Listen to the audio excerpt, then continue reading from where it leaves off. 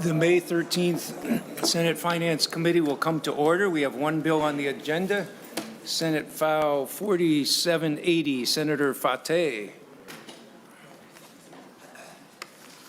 Welcome to the committee.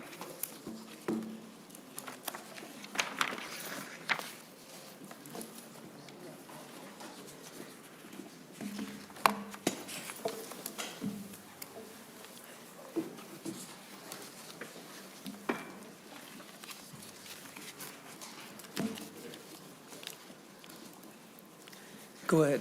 Thank you so much, Mr. Chair and members of the committee. I'm going to fast forward through the historical context. I think everyone knows pretty much what's been going on around this piece of legislation. I'm going to focus on the fiscal cost for DLI. This is going to have an appropriation so that DLI can have the enforcement authority paid for, covered for, over the pay transparency and minimum compensation requirements on the bill. DLI indicated that they anticipate costs as related to increased complaints from the bill, as well as costs related to outreach and education over the standards of the bill as well. So I'll leave it at that, Mr. Chair, and thank you. Thank you. And Mr. Olofsson, you want to go through the fiscal notes or deal with the amendment first? Want to do the amendment first? Okay. Senator Friends moves the A32 amendment, page 16, line 11. Should be in everybody's packets? Mr. Chair, I can move this along quickly if that's helpful. Please do. So the language in the bill just isn't in the proper form for setting the base for the appropriation to the Department of Labor and Industry, and this just deletes the existing language and replaces it with some base setting language that's a little bit more, that members are more used to seeing. So any discussion on that amendment? If not, all those in favor say aye. Aye. Opposed? Motion prevails. Mr. Olofsson, welcome to the committee. Thank you, Mr. Chair, members of the committee. Eric Olofsson, Senate Fiscal Analyst for the Labor Committee. In your packets, you should have a consolidated fiscal note for Senate File 4780. This was to the delete everything amendment in Judiciary Public Safety that was adopted last week. There were some additional technical clarifying amendments that were also made, but this still embodies the costs in the bill before you in the third engrossment for Senate File 4780. So on the front page of the fiscal note, you'll see there's an estimated fiscal impact of $424,000 in fiscal year 25, and then a combined amount of $716,000 in 26-27. This is to the Department of Human Rights and Department of Labor and Industry, and all of these costs come from the estimated costs come from the general fund. Moving on to page 3 of the fiscal note, you'll see it's 173.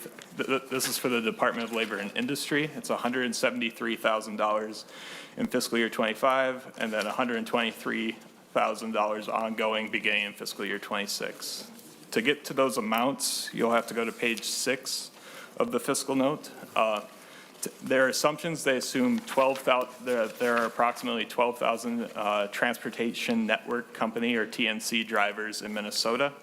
So they assume 480 hours of work to receive and resolve notice and other documentation related complaints from TNC drivers. An additional 1,440 hours each year to receive and resolve compensation related complaints from TNC drivers, and then 100 hours each year for outreach and education. So that gets you to approximately 1 FTE, and they also assume one-time costs of $50,000 in fiscal year 25 for outreach and education. So on page 7, that just summarizes all those costs, and that matches the general fund costs that I already mentioned. Moving on to the Attorney General, on page 9, they do not project any defined expenditures, absorbed costs, or revenues from the bill.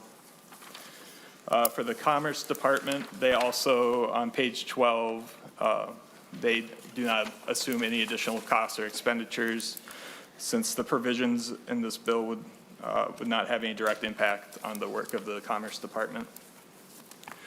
Moving on to the Department of Human Rights, this begins on page 13. There's a cost of $251,000, estimated cost of $251,000 from the general fund in FY25, and then $235,000 ongoing beginning in fiscal year 26. They come to this assumption assuming 50 new cases annually based on the bill language. The department would hire one new would assume they would need to hire one new FTE investigator, and then a half FTE associate general counsel and a half FTE administrative support to get to these. And there would be some additional one-time costs for office space, equipment, furniture, and assorted supplies is what the Department of Human Rights is estimating based off the bill language. And that's how you get to the $251,000 in FY25, and then $235,000 ongoing beginning in fiscal year 26. And then for the Supreme Court assumes is not anticipated to have a significant fiscal impact based off the bill language before you. And Mr. Chair, members of the committee, that summarizes my walkthrough of the fiscal note. Thank you very much. Questions from the committee on the fiscal note? Senator Pratt. Thank you. Mr. Chair, I was wondering if we had somebody from the Department of Labor that could talk to the fiscal note. Commissioner?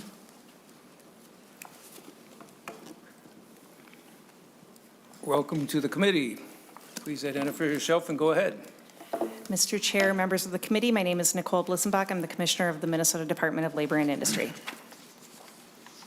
Go ahead. Thank you. Mr. Chair, and thank you, Commissioner. I appreciate you being here today. I'm just kind of curious on the assumptions for your section of the fiscal note. You're expecting required notices and other documentation complaints to go up 142 times what you saw in 2023, and minimum compensation complaints for drivers to go up 52 times what you saw in 2023. And the fiscal note represents sections 3 and 4 of the bill, but can you tell me why you're expecting such huge increases? Mr. Chair, Senator Pratt, so the part of the reason why we are assuming what we assume in this fiscal note is this is an area that we currently do not regulate. So this bill would create, DLI in this bill would have authority to enforce two provisions. The pay transparency provisions, which, dictate what needs to be provided to drivers when they receive a trip offer. After each ride, they get a ride summary. Weekly, they get a week-long summary. So that piece is the pay transparency, kind of the notice type. Then there's the minimum compensation. Again, that's new regulation. So we assume, based on looking at the types of numbers we get on similar type regulations that we have, which we looked at wage notices, and looked there to kind of guide us in our assumptions. Because this is new, because this is an area where there hasn't been groundwork laid, and that we will need to be doing education and outreach, that is why we made the assumptions that we made for the number of calls and complaints and inquiries coming into the department on those two areas of enforcement. Senator Pratt, continue. Thank you, Mr. Chair and Commissioner Blissenbach. So if I just do simple math, right, you're expecting this to go from just a little over 1/100% up to 2 percentage points, 142 times. That would mean you expect complaints on insufficient notice to increase from 426 to 60,500. Does that sound about right? 426 times 142? Mr. Chair, Senator Pratt, I think in our assumptions, we stated that there are assumed to be about 12,000 drivers currently in the state. And we're taking a percentage of that 12,000 that would be calling into the department either related to pay transparency or minimum compensation. So it is a percentage of that population that we would expect to receive inquiries from. Senator Pratt. Thank you, Mr. Chair. So when you say 0.014% of the total worker population. You're not talking the driver population, you're talking all Minnesota workers. Mr. Chair, Senator Pratt, I apologize. I don't have the fiscal note in front of me, but I believe what we looked at the comparison of the entire workforce population to look at the percentage that we currently get for notices, and then we took that percentage, increased it, and we're taking that in comparison to the driver population, which we assume to be about 12,000. If we had assumed 60,000 complaints, we would have been asking for much more than the I think 0.97 that for FTE that we're asking for. Senator Pratt. Thank you, Mr. Chair. So for the entire state, every working Minnesotan, you receive 426 complaints. And so it seems like what I didn't pick up in the documentation was a change in the basis of where the rate's being pulled from. So how many claims did you receive from TNC drivers, and what would you expect to receive after this bill? Mr. Chair, Senator Pratt, we have received no complaints from TNC drivers because we currently do not have any enforcement over pay transparency because that is in the bill, but it is not currently in effect. So this would be a new area of regulation. And we're drawing comparisons to the wage theft notice and how many complaints we get there. But it is a comparison. It is not, it's not entirely the same. This is new regulation. Go ahead. Thank you, Mr. Chair. So Commissioner Blisenbach, I'm just curious why you would expect the rate for TNC drivers to be 142% times the rate that we see from all Minnesota working people. Mr. Chair, Senator Pratt, I think I covered that, but the main reasoning is because this is new. Whenever we have a new area of regulation for the department, we see far more inquiries and far more complaints. Because people are trying to get their bearings. What am I, I'm receiving this from the company I work for. Does it meet the requirements in the law? We then review it. Sometimes it takes an hour. Sometimes it takes more than that. So what we've assumed, I believe in this fiscal note, is that most of these would be inquiries that we could handle on an inform and educate basis. That's hence only the 0.97 FTE. Reflected in the fiscal. Senator Pratt, go ahead. Thank you, Mr. Chair. So Commissioner Blisenbach, why aren't we seeing, if what you're saying is true and we see a spike in complaints when the new law is impacted, why don't we see that moderating and normalizing down to what we see across the entire population? Mr. Chair, Senator Pratt, it would. The further out we go into the future, I believe there would be, but it's not reflected in this fiscal note because this only looks to 2028. Further discussion. Senator Pratt. Thank you, Mr. Chair. I was wondering if there's somebody from the Department of Human Rights here. Anybody here from Human Rights? And Senator Pratt, I was kind of wondering about their thing because I thought, I'm not sure why they would have this kind of, it seems like this is something they would have complaints from this already, unlike Dolly. But I'm not sure why they would have new stuff from this bill. But go ahead, Senator Pratt. If there's nobody here from there, but you can ask the author or. Thank you, Mr. Chair and Senator Fateh. I actually have the same thought that Senator Marty had. I can't understand why we would see an increase in complaints with the Department of Human Rights and why those complaints wouldn't be satisfied through the Department of Labor's investigation. Thank you. Senator Fateh, go ahead. I'm sorry, I missed the second part of your question. I apologize, Senator Pratt. Can you repeat that second part? It looks, Senator Pratt, like they're not funding the Department of Human Rights, so they must have. Yeah, so the working group that when we discussed this, we were aiming towards, I'm sorry, thank you, Go Mr. ahead. Chair. We're aiming towards funding DLI for the enforcement piece. not so much the Department of Human Rights piece. So our goal was going to be 173,000 initial cost for DLI and then 123,000 ongoing. And you're not funding anything from human rights? That's correct. So the assumption that I and Senator Pratt were sort of making is that the same one, that may be the correct assumption, that you did not feel and the committee did not feel that was a legitimate cost, that would be a No. new cost for them? Correct. Okay. That came from the appropriation was put in by Judiciary and Public Safety Committee? The decision on how much to fund? Prior to Judiciary and Public Safety, Yeah, okay. correct. Thank Prior you. to that. Further discussion, Senator Pratt. I'm sorry, Mr. Chair, and maybe let me just make sure I understand. So it was the Judiciary Committee that decided not to fund the fiscal cost request of the Department of Human Rights. It's, Senator Pratt, I'm just saying that's what I was guessing because it's not in the bill. So I'm assuming it's the same. I'm just curious if Yeah. they actually made that decision. I'm sorry, I didn't catch that second. It was, I don't know who did. I just say this is the bill we have in front of us. It does not fund it, and I would question why funding it myself, but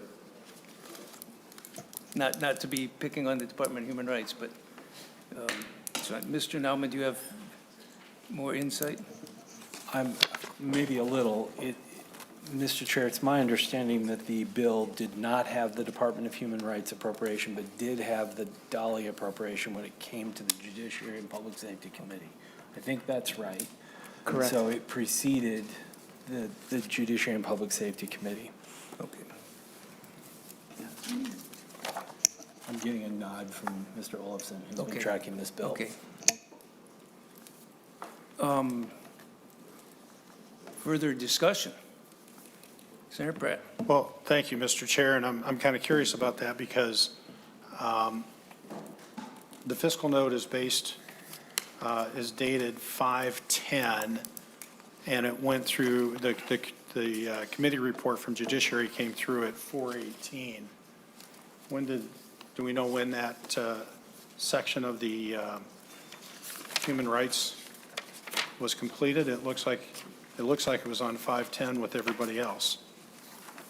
Mr. Naumann or Mr. Olofsson, do you know? Oh, here it's uses. FBO. That's when the LBO signed off. Yeah. Let me see when the agency. Mr. Turner is here too.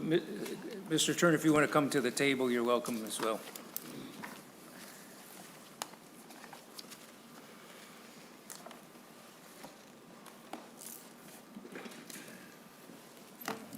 Mr. Chairman? Do you have any insight on the appropriation or lack of appropriation to the Department of Human Rights? Mr. Chairman and members, I don't have any information on when the appropriation to the Department of Human Rights was dropped. This bill's gone through a couple iterations. I do, however, know that there was discussion, not on the record, but discussion among staff and the chair that in the 2023 legislature appropriated for an increase to the Department of Human Rights for general enforcement of $1.5 million in 24 and 25, with tails of $2 million in 26 and 27. And that came to an equivalent of 12 FTEs. Now, this bill estimates in new activity 200,000 a year roughly with 2 FTEs.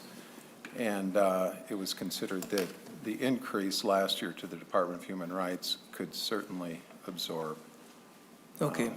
that activity. So, Mr. Chair, just to answer Senator Pratt's question, the first time the agents, there have been a number of fiscal notes on this because as the bill evolved, there were additional requests. Based on a quick tracking, and I may not have this entirely correct, but it looks like the Department of Human Rights signed off on the first time on the fiscal note on April 29th. And then the version that you have in front of you, they signed off on May 8th. And, Senator Mr. Chair, Pratt. and that's when I see the first fiscal note, but it went through judiciary 10 days earlier. So, Mr. Chair and Senator Pratt, there wasn't a question, that was a statement, but I will offer that on a number of occasions, the bills, as you know, bills evolve, and the fiscal note takes a little bit more time sometimes than the legislative process, or fiscal notes do. So sometimes the fiscal note is chasing the tail of the legislation a little bit, and then we're only catching up to the bill itself today with the fiscal note. And the bill was heard in judiciary on May 9th, it says. So, Mr. Chair, go ahead, Senator Pratt. Thank you. Mr. Chair, I see that the bill was reported back as recommend to pass on April 18th, and then it went through the Rules Committee, and then ended up in Finance on May 9th, but not directly from Okay. the Judiciary Committee. Okay. And that may be, I was hearing that it was the 9th, but you're right, that may be coming from rules at that time. In any case, no, I think Mr. Turner's statement about how much was given to them last year, I don't know if people think we need to cover that, that's another issue, but I kind of think that it looks like most of what's in here, I think if we just gave them $2 million last year, I think that should be enough to cover it, but they obviously disagree. The department obviously said they wanted more.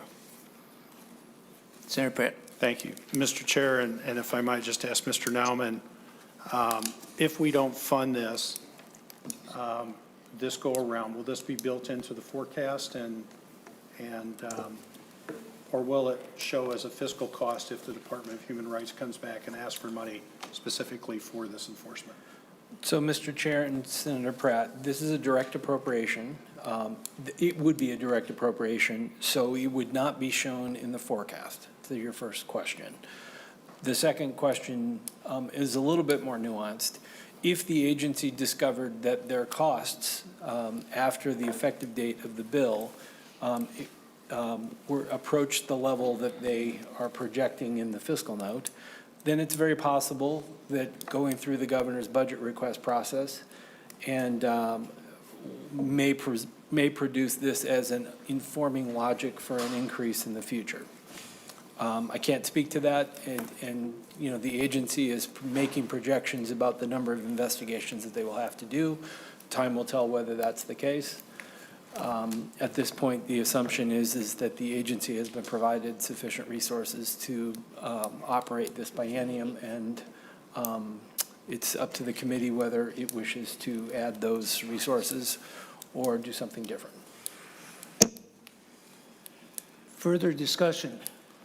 If not, Mr. Chair? yes, Senator Pratt. You know, we've talked about how many iterations this has gone through, and Senator Fateh gave, you know, just a cursory overview. I was wondering if you could go a little bit more into the meat of the bill, so I can understand exactly what we're talking about. Go ahead, Senator Fateh. So you want the historical context or just the meat or how things were decided upon? What are we looking, well, how things were decided on and what we're looking at today, as far as what the proposal is? Awesome. So I'll start with section 1.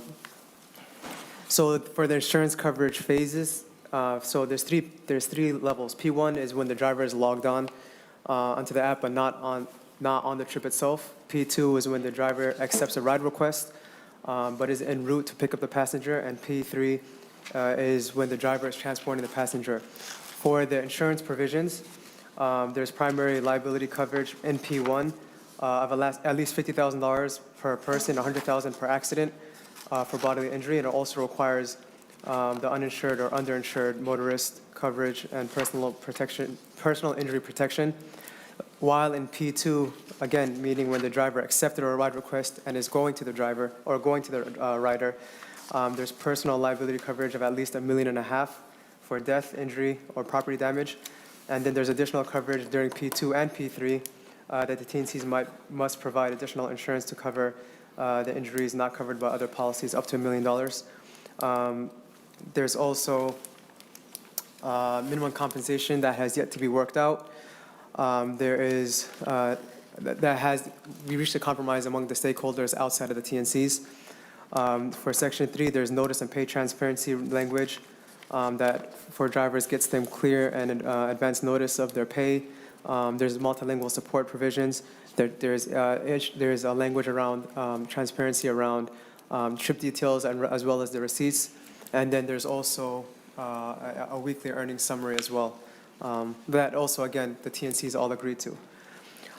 For deactivation, there's clear language around what that would look like, and having the TNCs, for example, provide a written policy explaining the reasons and procedures available.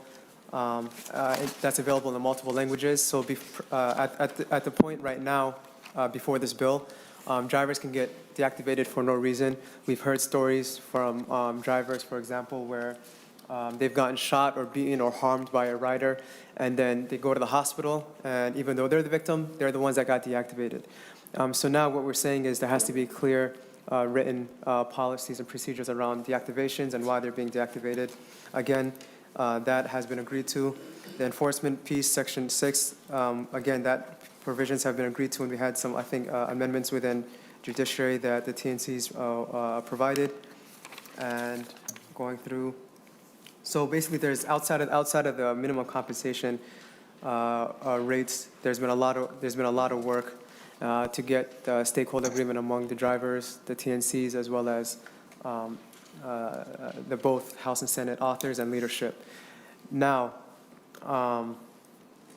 before each committee, starting in the beginning of this year, we formed a working group, as I just mentioned, among the House authors, Senate authors, House and Senate leadership, the Commissioner of Labor, and Commissioner of Commerce, working in partnership with both the TNCs and drivers, hashing out the differences that were seen on the original bill. So now the original bill is, compared to the bill that's in front of you, is much different as a result of all the work that has been put by the working group. Before each committee, we had multiple back and forths with the TNCs to make sure that the language was good with them and good with the drivers. That's how we got out of Commerce. That's how we got it out of Labor. That's how we got it out of Judiciary. And now we're here in front of you guys today. So I know I rambled a bit. I apologize. No, you're fine. It's a good, quick one, yes. Very good. Mr. Chair, I see Mr. Carlson here. I was wondering if I could ask a few questions of the TNCs. I'd rather be related to the finance of the bill rather than getting into a broader conversation of the bill. Mr. Chair? Yes? Mr. Chair, I think it does have to do with the finances of the bill, in that a lot of the assumptions that are in the fiscal note would be impacted by some of the questions that I have for Mr. Carlson, and we've already set that precedent. No, go ahead. We'll try and Thank you. keep it brief, however. Great. Mr. Carlson, welcome to the committee, and please identify yourself.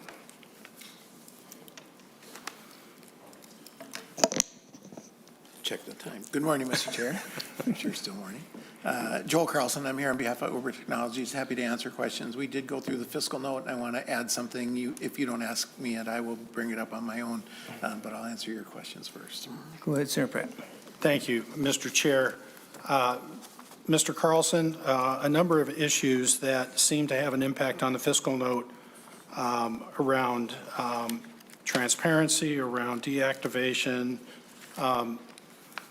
If I caught the author, there was some agreement on that. Is that correct? Mr. Carlson. Mr. Chair and members, as it relates to pay transparency and deactivations, not only do we have agreement on that from the task force that worked on these issues through the summer, and they came up with 24 recommendations, that being 2 of them. we have already implemented them. They're already in existence. We've been doing these for months. And so that transparency that's in the bill, we have right now. And we have complaints maybe about what that rate of compensation is, but they're getting the information. They know on every ride before they accept the ride what their compensation is going to be. And so I don't think we're going to have a lot of complaints about that process. It's been in place for some time, and we as a company haven't received complaints about the process itself. I will tell you that one of the things that we were enthusiastic about in the bill, which was amended in the Judiciary Committee on 14.26, is that we are giving the commissioner the exclusive authority to be the enforcement agent for these chapters. That was a very important change. And so I think that, they are going to have obligations, and we just hope that they're very limited. And then if you want, Mr. Chair, I can put a little, shed a little light on the Human Rights Department if you want. If you look on page 15 of the bill, on 15.8, an important clarification was added to the bill prior to the Human Rights Department preparing their fiscal note. And you'll note on 15.8, they clarified that this discrimination prohibition applies to Section 363A.11, which is the public accommodation. We are already a public accommodation, and that's why I think the committee in Judiciary didn't fund that provision. We already are subject to that requirement, and so I don't think we're adding anything new with this language in the bill. Senator Pratt. Thank you. Thank you for that clarification, Mr. Carlson. That makes sense on the Human Rights Department's piece. Senator Fateh talked about a compromise that didn't include the TNCs. Can you maybe give me a sense of your work on the task force and your work in helping to find a compromise? Very briefly, Mr. Carlson, go ahead. Mr. Chairman and members, Uber and Lyft provided full data on over 18 million rides that were conducted in Minnesota across the state in calendar year 2022. And that was part of the governor's executive order that they do a rate study, and they did that. That study that the department came forward with is the most comprehensive study of TNC driver compensation in the history of this business. It came up with a range of recommendations. What is in this bill is outside of that significantly, and we think the report was skewed a little bit, more than a little bit, in favor of the expenses on the driver's side. And so the rates in this bill are 44% higher than what the base rate in the state compensation study is, and it would not allow us to operate. That is in addition to, that rate is in addition to the costs that are in this bill. The insurance that Senator Fateh mentioned in this bill is exceedingly expensive. It's an 8-figure number for riders to pay. We've agreed to those, and we think there should be protections. They're already protected on the automobile accident side of the equation now, but these are new costs in this bill that are also going to be passed on, to riders. So this is, the bill as is before you, is economically not viable in the state of Minnesota for our company. Senator Pratt, let's stick to the fiscal note here, please. Well, thank you, I'd Mr. rather not get somebody, Senator Fateh, bringing in so on and having an open debate of how it came to this and where it stands now, but anyway, continue. Yeah, thank you, Senator Marty. So, Mr. Carlson, Uber and Lyft have made statements that they would leave the state if these rates were implemented. How many, and maybe this is a better question for the commissioner, but wouldn't it make sense then that we would see no complaints because you would be out of the state and it would have a significant impact on the fiscal notes reduction? Because if you're not operating, there can't be complaints. Is that a fairly reasonable that you'll be pulling out of the state? Senator Fateh. I'll let Mr. Carlson respond first. Mr. I don't wanna Carlson first, cut him go off. ahead. I apologize. Mr. Chair and members, that's a logical extension of the conversation we're having, but I want to make sure you know we're not leaving the state over the fiscal note. Get to Senator Marty's question. Senator Fateh. And also, thank you, Mr. Chair and Senator Pratt. This is not just a bill regulating Uber and Lyft. This is a bill regulating TNCs, regardless of who they are. Further discussion?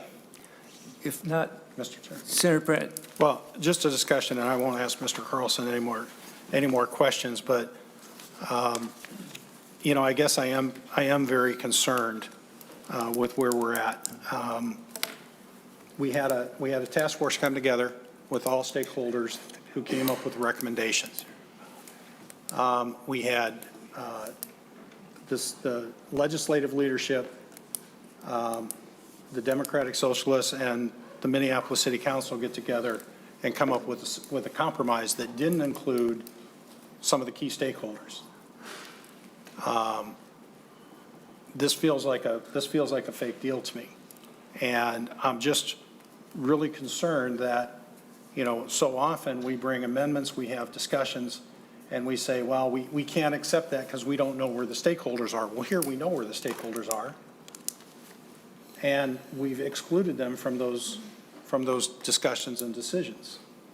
And unfortunately, the action that the Minneapolis City Council took originally affected my area, but not statewide, in that the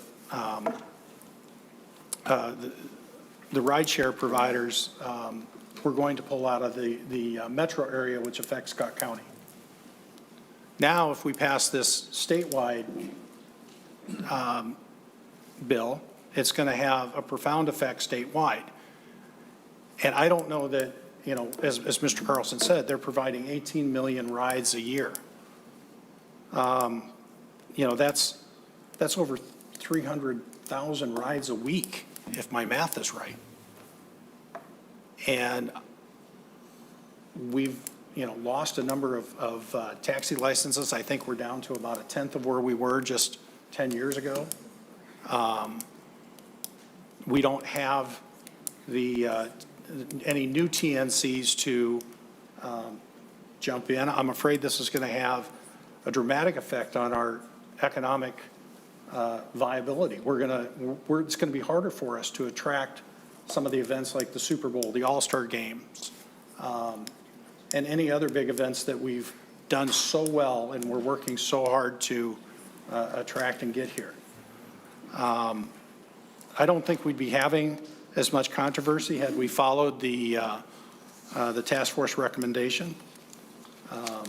You know, we talk about how, you know, this is a lot like Washington. Well, while Washington is paying a slightly higher per mile rate, they're charging a much lower per minute rate. And it just seems to me that we're taking these independent contractors who set their own hours and use their own vehicles, and we're trying to make them employees. And we are completely going against, you know, what we've done for a very, very long time in labor policy to establish when somebody is an independent contractor and quote-unquote self-employed. I've seen drivers with both Uber and Lyft and other stickers, so they're able to switch back and forth depending on, you know, who's offering the best pay for a ride. Trying to make them employees of one of the TNCs seems to be counterproductive to the interest of the drivers. So, Mr. Chair, I'll be voting no on this bill. I think this is the wrong approach. I think it's a fake compromise that was come up with when one of the key stakeholders wasn't included. Maybe on Twitter we'll see hashtag fake deal. I don't know, but I would encourage members to vote against this. This is going to have a profound impact on so many Minnesotans that rely on this service. Not just, you know, this isn't just for after bar time. This is, as we've seen, people with disabilities, people who have a hard time getting around or who have a vehicle under repair need this service to get to work, or maybe need this service to get to work when their work hours don't align with the transit schedule. And so for that and many other reasons, Mr. Chair, I think we ought to reject this proposal and send them back to get a real deal. Senator Friends. Thank you, Mr. Chair. And first of all, thank you, Senator Fateh. The first time you had this bill heard in Commerce, I said you are the right person to be bringing this forward. And I'll be a yes vote on the bill today, Mr. Chair. I share the same concerns about cost. It'll have to be an agreement that includes all the stakeholders to get across the finish line. But I believe that the better move here, given all the considerations, is to leave room for those negotiations to continue. And it's not so much a question of where we've been, it's a question of where we're going. We need to get a deal, and we'll have to have everybody to make that deal. And I think we are more likely to get a deal where all stakeholders buy in and announce there's an agreement if we pass this out of finance today than we are if we vote it down. And with that, I'll be a yes vote today and wish you good luck in negotiations going forward. And thank you, Mr. Carlson, for your testimony. I mean to be signaling. I think it has to have the support of Uber and Lyft and the drivers. Thank you, Mr. Chair. Senator Dames and Senator Mohammed. Well, thank you, Mr. Chair, and I have some questions for Mr. Carlson. From the insurance standpoint, currently the vehicle owners, they put on their own insurance, is that correct? Mr. Carlson. Mr. Chair and Senator Dames, that's an obligation on the TNC driver to carry their own automobile insurance as well as the TNCs. And would that be the same on this bill? Mr. Carlson. Mr. Chair and Senator Dames, it is the same as it relates to your automobile insurance. The new insurance that is in this bill, which is to provide supplemental coverage if there's an injury beyond your auto policy or outside of, an injury that happens right when you're dropping someone off, that is all at the cost and expense of the TNC. That's Section 1 of this bill. And we have agreed to provide that. It's expensive, about 5 cents a mile, but we've agreed to provide that. Follow up, Mr. Chair. Go ahead. Mr. Carlson, would these folks would they be eligible for workers' compensation? Mr. Carlson. Mr. Chairman and Senator Dames, they are currently classified as independent contractors, and we want that to remain the same. And they are not eligible for employer-paid workers' compensation. This is not a direct workers' compensation policy that we've put into this bill, but it does provide some supplemental benefits if there is a more significant injury than what the auto policy covers. Thank you, Mr. Carlson. Thank you, Mr. Chair. Thank you, Senator Mohammed and Senator Westrom. Thank you, Chair Marty, and thank you, Senator Fateh, for bringing the bill. I just wanted to sort of take a moment and sort of reflect about the past year and how this bill has been moving forward. I think there's been a lot of conversations between the city, our leaders, the authors, the drivers, the Uber and Lyft, the companies. And I think often in this committee, this similar conversation happened when we were talking about Senator Murphy's warehouse bill when it came to protecting those employees. This is a different scenario and a different case. But I think it's important to remember that Uber and Lyft would not exist without the drivers. They are the reason why it is almost, if not, probably $1 billion company, if not more. And these folks, their demands are clear. They want better wages. They want to be protected in what they consider their workplace. And I think that's the obligation of Uber and Lyft. I hope that we have some deal as this bill moves through the process, but I think people across the board are working hard. I hope that people keep an open mind. But I want to thank the drivers because I think it takes so much work and effort to consistently show up when you've been told no, and to show up time and time again and organize against your own workplace. And so I hope that we have a deal at some point, but at the very minimum, I want everybody in this committee to keep in mind that Uber and Lyft would not exist without the folks here today who do the work without the work that they do. And so thank you for the work that you guys are doing. Thank you. Senator Westrom. Mr. Chair, Senator Fateh, members, I would urge a no vote. I think this needs a lot more work, and I'm still puzzled why we would be meddling in something that is really a dynamic option that didn't exist 15 or even 10 years ago. And if it doesn't work for some people, there's so many jobs out there, and the opportunity to change and do something else is unlike we've never seen in history. And so why we're meddling with this and threatening the situation or the Lyft and Uber and the transport TNCs to leave the Twin Cities or Minneapolis, St. Paul at a minimum, and all the riders and those with disabilities that will have to find a new way to get around that didn't exist 20 years ago. I just think you got to think about that. And I would just urge us to not be passing this out in hopes that we can come up with a deal. Let's get a deal if there's a deal to be made, but otherwise, let's leave well enough alone so at least those that do depend on this and do have a system that they have come to rely on can find a way to transport that works for them, that not that many years ago wasn't even an option for somebody with a disability. And so, Senator Fateh, I hope you'll take that to heart and really think long and hard more about what's going on here, because there's a lot of people's lives that are going to be disrupted with the efforts that have been going on for the last 12 months to make such demands that aren't reasonable. And if it's not a good fit, there's so many jobs out there that people can shift to. Maybe it isn't a fit for some people, but it sure is for a lot of people. And they like the flexibility, they like the freedom, they like the ability to shut off early on a Friday, or not come in till late on Monday, or only work weekends because they have another job.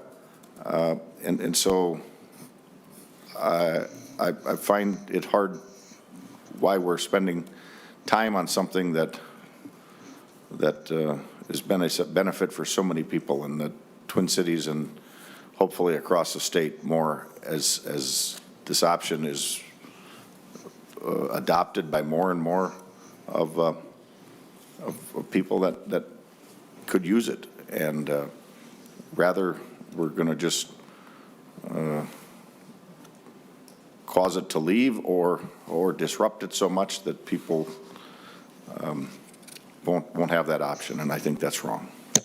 Senator Murphy.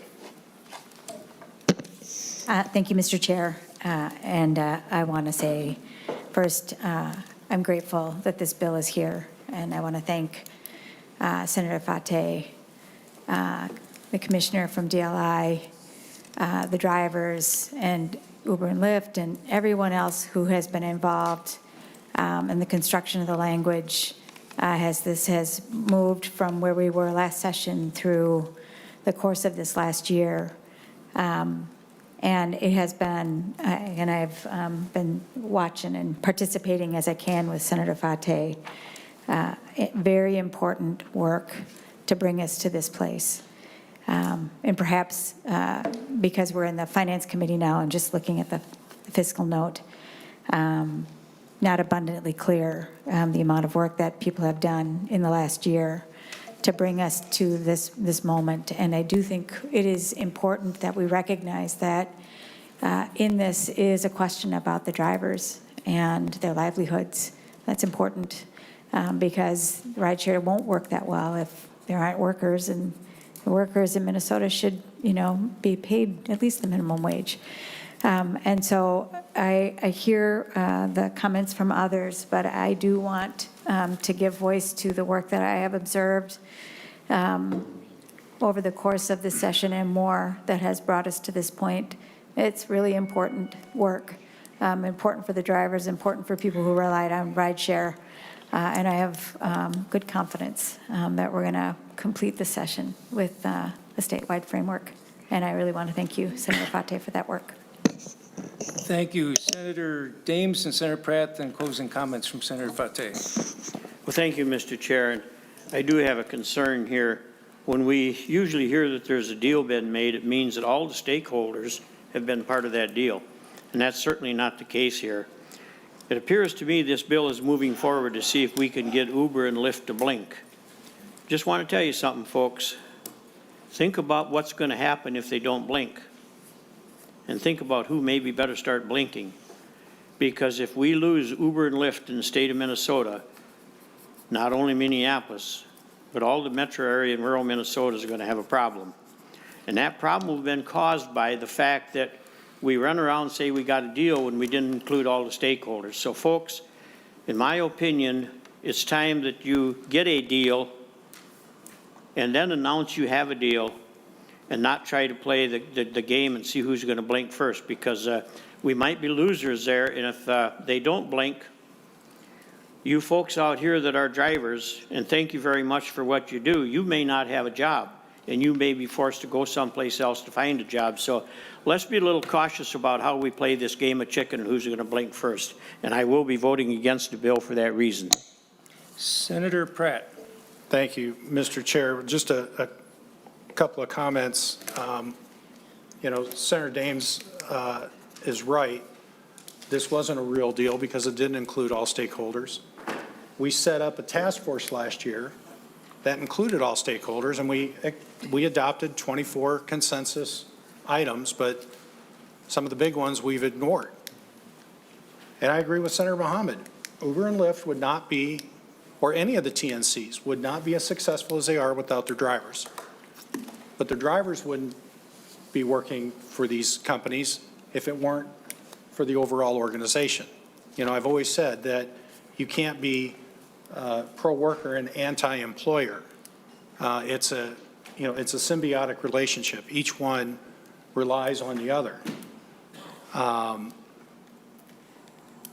Senator Frentz, I think if we were to table this bill, and if you made a motion to table the bill, I'd support it, because I think it needs that stress of being in the Finance Committee to get it over the finish line and make sure that we keep this. And one of the things I would really like to see be part of this bill is preemption.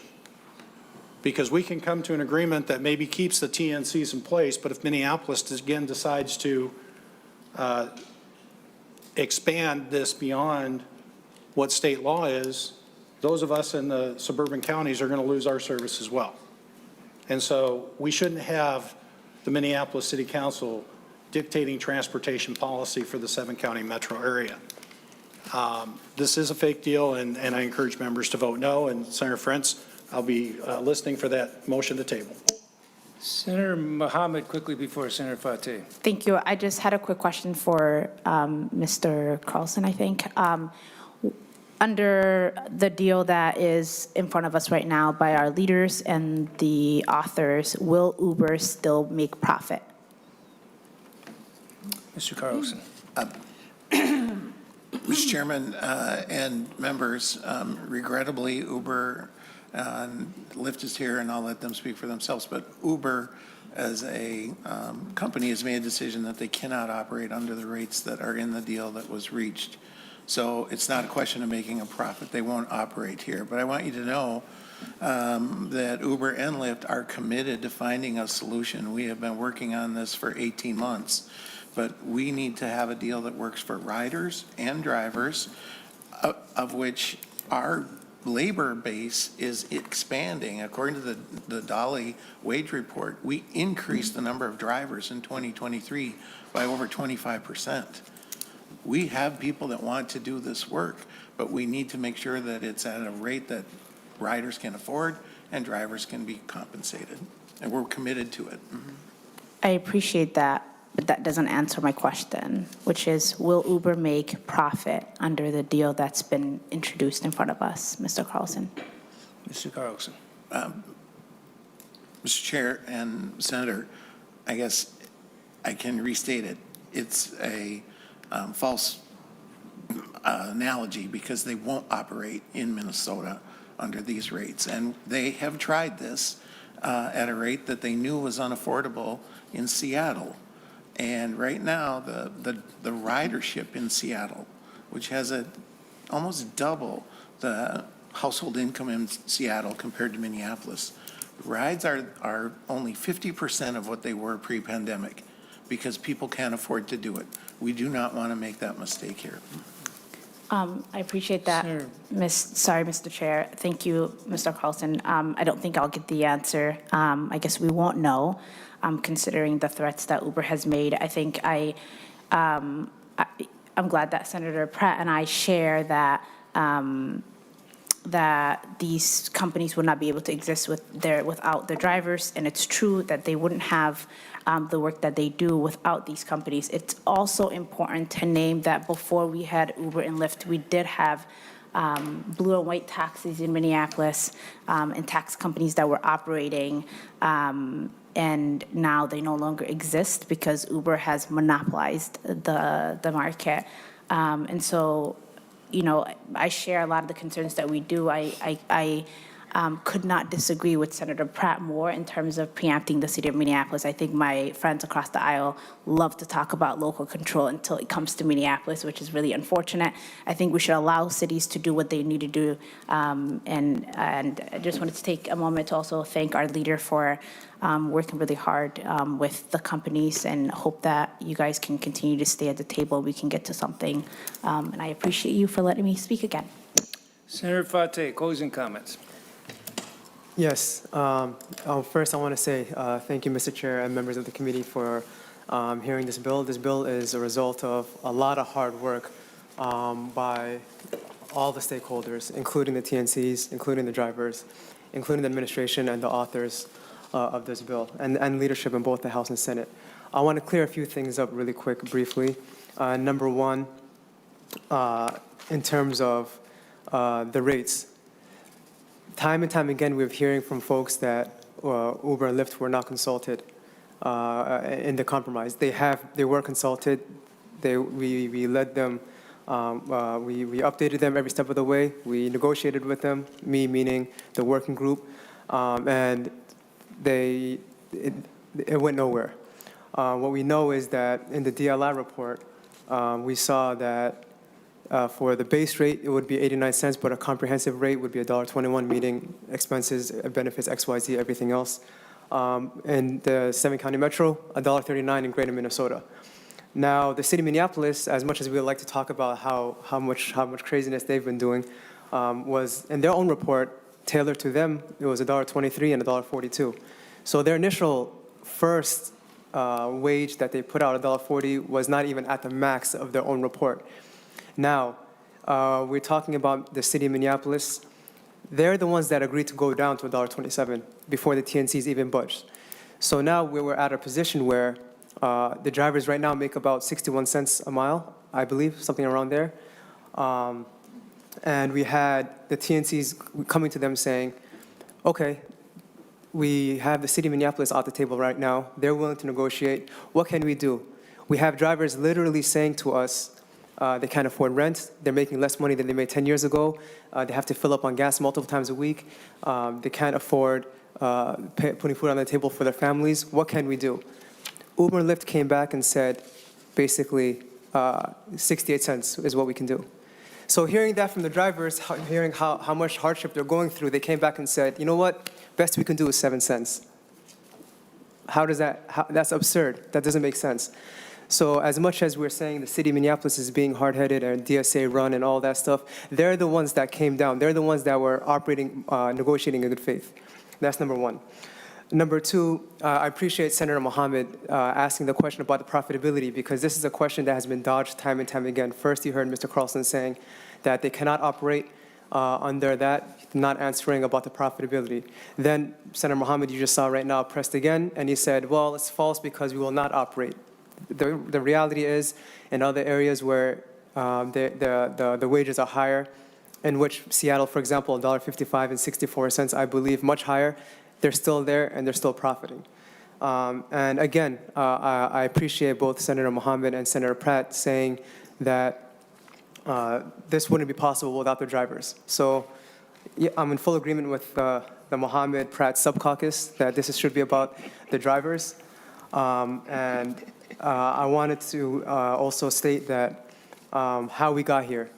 How did the Uber and Lyft monopolize the market? Uber came here a little over a decade ago, and without any oversight, without any permits in Minneapolis, and pushed out all the taxi cabs. Operating, and this is not my words, this is the words of the city council members at the time, operating illegally. So these are folks that were making a livable wage as taxi drivers, being able to put food on the table, make a livable wage, pay for their gas, pay for rent and all that. And then Uber came and Lyft and bulldozed the market illegally. And that's the words of the city council members at the time, not the DSA, like you like to say, council members, the council members 12 years ago. So that's how it happened. So their interest is not in the drivers, and their interest is not even in the disability community, as we heard earlier. Their interest is their profits. I'm proud to have, I'm more than happy to continue the conversations with them. I'm proud to have support from the drivers, the SCIU, for example. The Minnesota Council on Disabilities came and testified in labor on the wheelchair accessibility piece, so they were in support. So this bill went through a lot of work, a lot of vetting, and it's a much, much different bill that it was last year as a result of that work. And the compromise, even though the TNCs are not happy, the compromise came as a result of speaking to all members, all stakeholders, and whether or not the TNCs agreed is one thing, but they were consulted with. They were not left out in the dark, as people like to say. And I hope to earn the support of this committee and pass it through. And even before we get to the floor, I'm happy to talk to you, Senator Pratt, Senator Dames, anyone else, and continue these conversations. Thank you. Senator Mohammed moves that Senate files. Mr. Chair. Go ahead, Senator. Parliamentary inquiry. Has there been a roll call requested on this? You are requesting one right now. I'll take it. I'll let Senator Pratt decide, but I want to make sure there was one. Okay. Senator Mohammed moves that Senate File 4780 as amended be recommended to pass. On that motion, Senator Pratt, did you want a roll call? Sure, Mr. Chair, let's take a roll call. Okay, with that, those online, please turn on cameras for voting, and staff will take the roll. Senator Marty. Aye. Senator Friends. Yes. Senator Pratt. No. Senator Champion. Yes. Senator Dames. No. Senator Draheim. No. Senator Eichhorn. No. Senator Mohammed. Yes. Senator Murphy. Yes. Senator Pappas. Yes. Senator Westrom. No. Senator Wickland.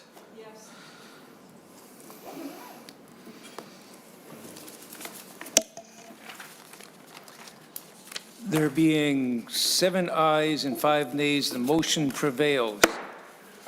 Thank you, Senator Fateh. Members, at some point later this week, we hope to have a bonding bill. We hope to have a bonding bill in front of us. We'll be in touch with members on scheduling that meeting, but we hope to stick to our normal 8:30 to 10:30 time slot if that's possible. With that, no further business. This committee is adjourned.